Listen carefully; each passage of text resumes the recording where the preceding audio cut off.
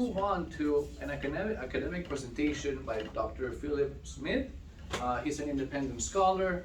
He's going to be presenting about detente or disaster, an argument for a shift in diplomacy between East and West. So, Dr. Smith.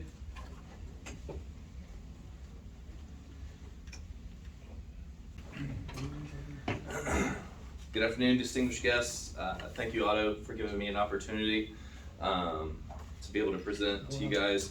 I'm an independent scholar.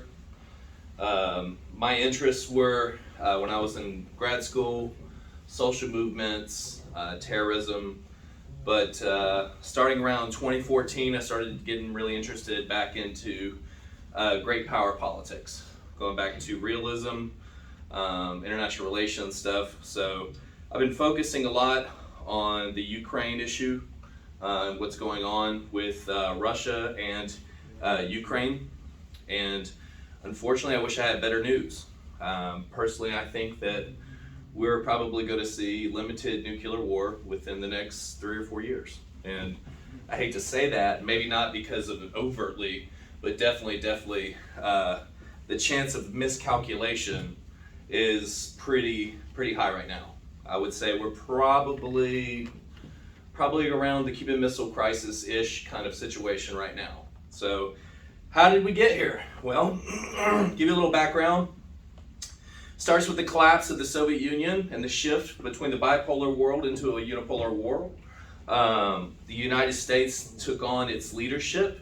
It was Francis Fukuyama's end of history. Liberal democracy has won, and so the end of history, there's no more communism, totalitarianism.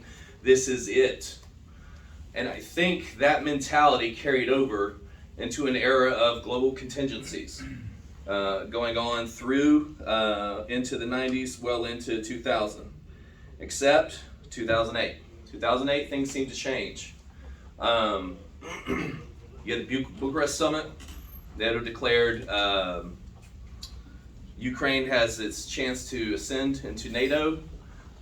This idea of Ukraine flirting with NATO has continued amongst just the world and the United States supporting it. The Russians have said it back then that this was not going to happen. This was a no-go. They said it for Georgia as well, and we do know that the Russian-Georgia war in 2008 demonstrates that.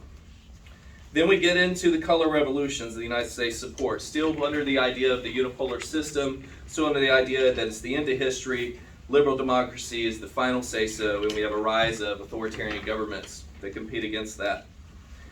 The idea that we are not in a great power competition, that's a thing of the 20th century, but I believe that we're actually more closer towards the 20th century in terms of what's going on today. Okay. Hybrid warfare could turn into hot warfare. Cyberspace, cybersecurity, the Russian foreign policy, pushing the United States or pushing the West to that brink potential where there's something's going to happen, and then pulling back.